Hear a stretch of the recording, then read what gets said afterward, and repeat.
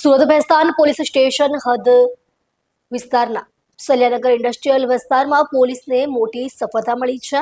ભારતીય બનાવટના વિદેશી દારૂના જથ્થાને ઓઇલના પ્લાસ્ટિકના ડબલામાં છુપાવી રાખવામાં આવ્યો હોવાની બાતમીના આધારે પોલીસે દરોડો પાડતા અંદાજિત 9,84,000ના મુદ્દામાલ સાથે 2 આરોપીઓને પકડી પાડ્યા છે.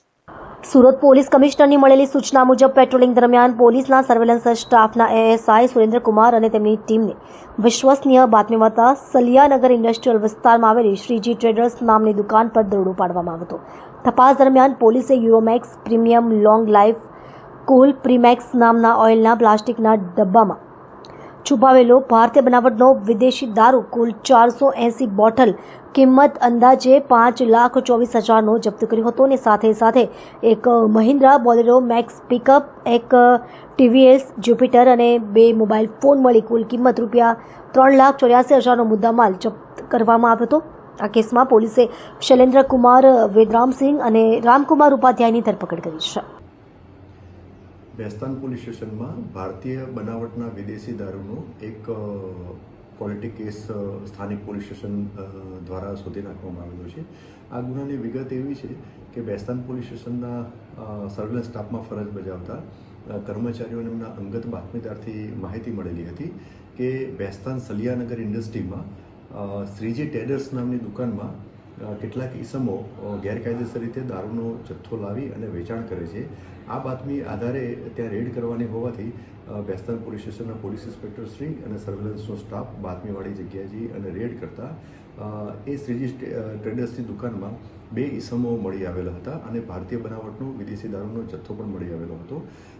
આ ભારતીય બનાવટનો વિદેશી દારૂ એને પંચનામાની વિગતે કબજે કરવામાં આવેલો હતો, જેની કિંમત ટોટલ 5,24,000 થાય છે.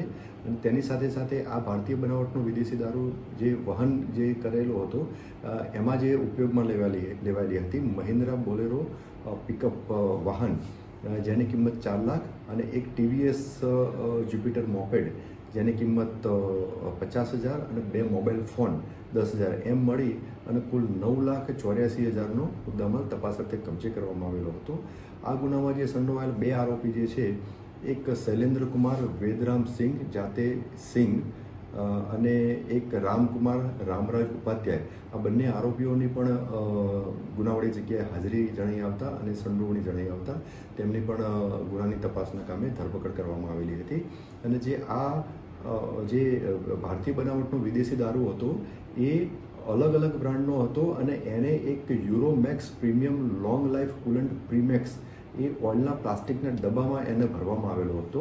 અને આ પ્લાસ્ટિકના ડબ્બામાં પણ અલગ અલગ ઓળખ થઈ શકે, એટલે કે કયા પ્લાસ્ટિકના ડબ્બામાં કયો વિદેશી દારૂનો જથ્થો જે છે એ ઓળખ થઈ શકે એના માટે C1, C2, C4, C5, C6 એમ અલગ અલગ ઉપર લેબલ પણ એમાં મારવામાં આવેલા હતા. તો આ રીતની મોડસ ઓપરેન્ડીથી આ ભારતીય બનાવટનો વિદેશી દારૂ એ સુરતમાં આવી અને વેચાણ કરતા હતા.